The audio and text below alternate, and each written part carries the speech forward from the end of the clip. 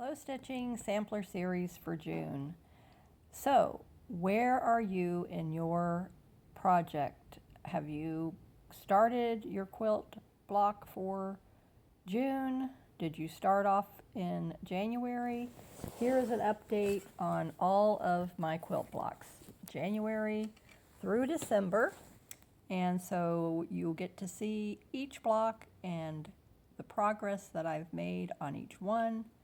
And I have January through August stitched together, and I have October, November, December stitched together, so now I just need to attach those rows together and then put the backing on it, the binding on it, and